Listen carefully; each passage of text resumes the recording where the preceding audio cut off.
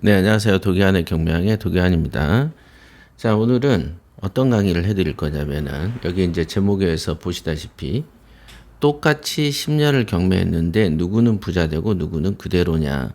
요거에 대한 어떤 근본적 질문이죠. 저도 이제 경매를 처음 시작했을 때는 이런 생각을 좀 했습니다. 그러니까 경매를 1년 차 하는 사람보다 10년 차 하는 사람이 더 부자고 10년 차 하는 사람보다 20년을 한 사람이 더 부자일 것이다 라고 생각을 했었어요. 처음엔 그런 생각을 좀 했습니다. 그리고 두 번째로 생각했던 것은 내가 이제 시작해가지고 새로운 어떤 그 부자의 영역을 개척할 수 있을까? 저 사람들을 따라잡을 수 있을까? 뭐 이런 생각을 좀 했던 적이 있습니다. 근데 이제 지나놓고 나니까 이제 그 생각이 기우였다라고 생각한 적이 있었습니다. 왜 그러냐면은 각자의 이제 사람들은 각자의 자기 수준이 있고 그 사람이 벌 수 있는 이제 평생에 이제 돈주머니가 따로 있더라고요. 돈주머니가. 그래서 이제 이런 돈주머니가 뭐 이렇게 그 순서대로 나이 든 순서대로 나이 든 사람이 젊은 사람보다 더 잘 벌고 이런 게 절대 아니더라는 거예요. 지나놓고 보니까. 그래서 이제 이게 돈이라는 것은 각자의 그 수준에 따라서 자기 팔자가 있고 자기의 돈 주머니가 따로 존재하는 것이지 오래 한다고 해서 더 부자가 되고 짧게 한다고 해서 더 가난해지고 이런 게 없다라는 것을 깨닫게 되는 데는 이제 몇 년이 안 걸렸어요.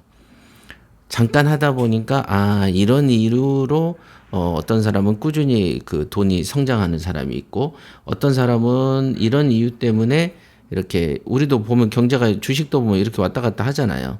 근데 어떤 주식은 요렇게 하면서 계속 어쨌든 우상향을 하는 방향이 있고 어떤 사람은 이렇게 기복이 좀 심한 주식도 있지 않습니까? 회사도.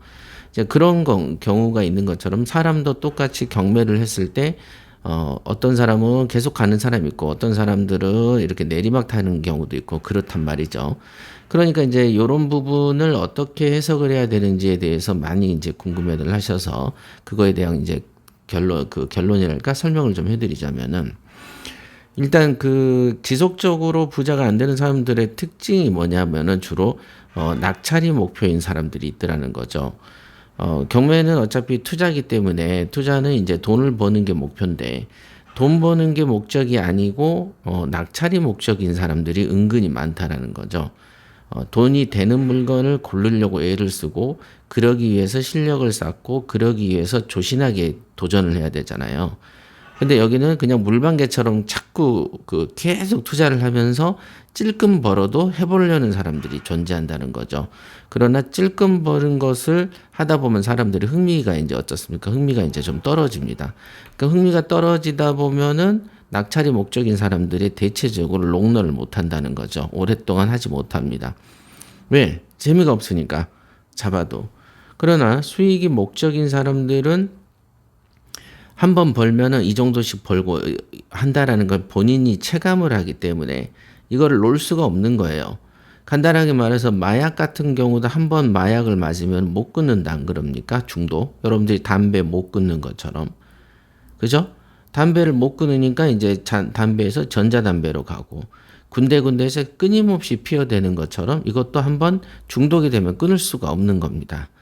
그런데 어떻게 돈을 버는 건강을 망치는 마약과 담배도 못 끊는데 돈을 버는 경매를 어떻게 끊을 수 있겠습니까? 그걸 끊는다는 것은 본인들이 흥미를 상실하고 이익을 벌지 못했다라는 반증이 되지 않겠습니까? 그래서 주변 사람들 중에서 경매를 나 옛날에 했는데 지금은 안 해. 뭐 이런 말을 한다는 것은 그 사람이 흥미를 잃었다라고 보시면 됩니다. 그래서 그럼 흥미를 왜 잃었냐? 낙찰이 목적인 사람들이기 때문에 그렇다. 이렇게 보시면 되겠습니다. 두 번째는 이제 가치 분석 때 이제 권리 분석, 지식의 덫이라고 써놨는데, 가치를 분석하는 경우에는 이 물건을 낙찰을 받고, 나중에 이제 매도를 하죠. 매도하고 이제 중간에 이용을 하는 데 있어서 이 과정에서의 늘어나는 생산되는 부의 증식, 그죠? 가치의 상승. 가치가 부동산 가치 월등하게 올라버렸지 않습니까? 한 5년, 6년 전에 12억 하던 게 지금 25억 막 이러니까 뭐 더블 쳐버리는 거죠. 엄청나죠. 그러니까 이런 어떤 가치의 분석을 통한 투자, 이런 경우가 있는가 반면에, 즉 부동산이라는 게 흘러가면서 시간이라는 소재랑 섞이면서 가치가 상승하는 부동산이 있는가 반면에, 그렇지 않고 단기간에 잠깐 이득만 되고 가치의 흐름이 반영이 안 되는 그런 부동산 종류도 있습니다. 이제 그런 경우는 단편적으로 권리 분석의 어떤 복잡함만을 가지고 판단을 하거나 그쪽에 흥미를 갖는 물건을이 아니고 물건만 고집한다면 당연하게 몇 년이 지나도 큰 부자가 안 돼 있는 경우가 많다라는 것이죠. 그래서 일반적인 경매 물건 속에서의 가치의 상승이 반영되는 물건을 골라야 되는데, 가치 상승보다는 현재 어려운 물건을 골라서 다수의 사람들이 보지 않는다. 그래서 이익이 커질 것이다라는 현재 중심주의가 있다 보면은 아무래도 그 물건이 나쁘다는 거 아니에요. 아무래도 이 10년이라는 농론을 하기가 힘들 것이다라는 것이죠. 그래서 항상 그 투자라는 것은 멀리 보고 해야 하는 게 투자잖아요. 멀리. 그다음에 내 돈과 뭐가 합쳐져야 돼요. 시간이 합쳐져야 투자가 되는 것입니다. 우리가 흔히 말하는 단타 이런 게 있죠. 주식에도 단타 많습니다. 그러나 부자들이 단타로 부자 되는 사람보다는 오래 갖고 있는 사람이 더 훨씬 부자라는 것은 사회 상식이죠. 자, 1번, 2번에 대해서 설명을 드렸고요. 그 다음에 이제 하락장에서 버티는 현금 흐름을 유지하는 게 있어야 돼요. 왜냐하면 경매는 이제 주식하고 다르게 장점이 좀 여러 개가 있는데, 예를 들면 내가 투자를 2억 원어치 한다 그러면 주식은 2억 원이 생돈으로 들어가야 됩니다만은, 경매를 2억이 해야 된다 그러면 내 돈이 1억만 가지고서도, 아니면 그보다 더 밑에 돈을 가지고서도 2억짜리를 할 수가 있는 게, 왜? 대출이라는 거가 있죠. 그 다음 뭐가 있습니까? 임차 보증금의 환수, 이런 부분들이 있단 말이죠. 그래서 주식시장에서 2억 원이 생돈 들어가야 2억 투자가 되는데, 경매라든지 이런 부동산 투자는 상대적으로 적은 돈으로 투자가 돼서 동일한 경제 효과를 볼 수 있는 어떤 구조가 아름다운 게 있죠. 그러나 이 대출을 많이 끼면은 그 당연히 덩어리가 커진 만큼 수익은 더 커지죠. 그죠? 깨가 100번 불러도 호박이 한 바퀴 구르는 만큼 되지 못한다는 것은 돈의 어떤 원리다. 이게 투자의 원리. 그래서 그걸 선택을 하긴 했는데, 경매도 그렇고 부동산도 그렇고 간혹 하락장이 반드시 존재하기도 하죠. 그죠? 이거는 시세, 부동산, 경제 흐름에 의해서 하락장이 가끔 있죠. 그럴 때가 있어요. 아니면 지금처럼 경기가 완전 불황인 경우가 있죠. 경기가 엉망진창인 경우에도 경매 부동산이 제가 말씀드리지만 보통 8,000건에서 12,000건 하던 게 지금은 36,000건이 경매가 나와서 돌아다닙니다. 그러니까 이런 어떤 경제적 불황 상황에서 이거는 좀 더 심화될 겁니다. 연말에 갈수록 경매 부동산은 더 많이 나올 거예요. 경제가 안 좋기 때문에. 그래서 이런 어떤 하락장에서 대출에 대한 압박이 느껴지면은 그때 내 것도 경매를 당할 수가 있는 거죠. 그렇잖아요. 그래서 이때 현금의 흐름을 유지해서 이때 이 하락장을 버텨야 되는데, 현금 흐름을 유지하는 방법은 월세가 많이 나오는 수익성 부동산을 샀을 때 그렇다 이런 거죠. 그러니까 만약에 10년 동안 오래 경매를 했는데 꾸준히 이어지고 싶으면 항상 현금 흐름이 유지되는 그런 부동산을 구성을 해라, 포트폴리오를. 그래서 항상 저 같은 경우도 이제 투자를 해서 이익이 남으려고 할 때는 주로 이제 토지도 사고 그렇습니다만은, 토지에서는 이제 대출 이자를 감당하기가 내가 생돈으로 줘야 되는 경우도 있다. 그러나 다른 경우에는 자기 살에서 나온 월세로 자기 살에서 나온 이자를 감당할 수준의 되는 그런 포트폴리오를 구성하는 게 좋다. 그래서 이 부분, 어떤 부분은 이것만 100% 주장할 수도 있습니다만은 그러면 너무 또 보수적 투자가 되죠. 그래서 토지든 뭐든 대출 이자를 생돈으로 물어주더라도 차익이 나는 그런 경우가 있을 수 있고, 이런 것도 나름 포트폴리오 중에 하나가 있는 게 좋다. 안전하고 싶다면은 월세가 이자를 충분히 감당할 수 있는 그런 상황을 만드는 게 좋다. 이렇게 보실 수 있습니다.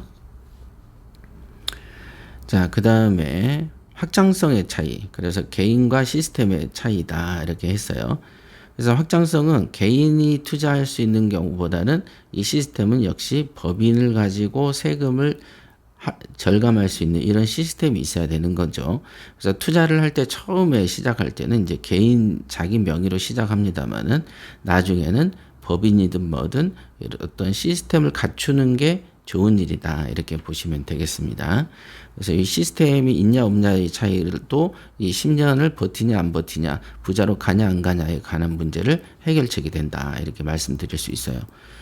그 다음에 5번 재테크 유목민, 그 다음에 이런 거 이게 반짝이는 물체 증후군이라는 게 있는데, 우리가 보면은 순간순간에 이 경매 투자를 꾸준히 이어가야 되는데 이어가지 못하는 이유가 반짝이는 물체 증후군이라 그래서 사회 이슈가 한번 딱 되면 그쪽으로 이 쏠리는 현상 같은 게 있습니다. 그거가 이제 포모 증후군이라고도 해요. 포모 증후군은 내가 소외되는 거에 대한 두려움이죠.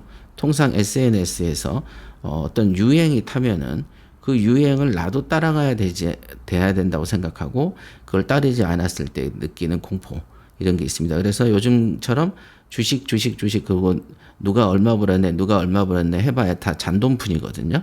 물론 큰 돈을 굴리는 사람들은 그냥 뭐 몇 억씩 법니다. 몇 억씩 번기도 한 거를 제가 본 적 있어요. 그러나 그거가 부동산은 상시에 볼 수 있는 거고 주식은 지금과 같이 비정상적인 장세에서 볼 수 있는 거기 때문에, 또는 리스크가 너무 많죠. 그런 상황에서 벌어들이는 거죠. 그런데 요즘에 하도 이슈가 되니까 내가 소외되는 거 아닌가라는 포모 증후군이 발생해서 이 경매를 꾸준하게 집중해서 투자를 하면서 내 기술을 살려야 되는데 어떻게 돼요? 포모 증후군 때문에 집중을 못하고 순간순간 내 돈을 빼서 경매에 집중하는 것보다, 실력을 쌓는 것보다 그 반짝이는 물체 증후군처럼 그쪽을 향해서 내가 이동하는, 그렇게 해서 재테크의 유목민이 돼버려서 본질적으로는 아무것도 남는 게 없는 그런 사람이 돼버리게 된다는 거죠. 이거 중요해요. 특히 요즘 같은 시국에서는 이런 게 맞습니다. 자, 그런 상태. 이 오래 경매 투자를 하지 못하는 원인 중에는 사실 5번도 좀 있고요. 그 다음에 여기 군데군데 제가 말씀드린 여러 가지의 원인에 의해서 주로 경매로 꾸준하게 부자가 안 되는 이유가 이런 것들이 있다 보실 수 있겠습니다. 그래서 경매 기술은 1년이면 사실 배우죠. 심지어는 3, 4개월에도 배웁니다. 그죠? 그러나 그 배우면 뭐하냐? 그거가 돈으로 연결되고, 돈으로 연결이 되면 뭐하냐? 그게 나중에 부자로 살아서 이 체질 개선이 돼야 되는데, 잠깐 버는 거 그거를 가지고 그 이상의 부자로까지 연결시키지 못하는 원인들, 오늘 강의가 있었죠. 이 원인들을 잘 생각해 보시고 자기를 비교해 보시면 되겠습니다. 그래서 여기에 있는 투자자의 태도는 10년 걸린다. 이거 정말 맞는 것 같아요.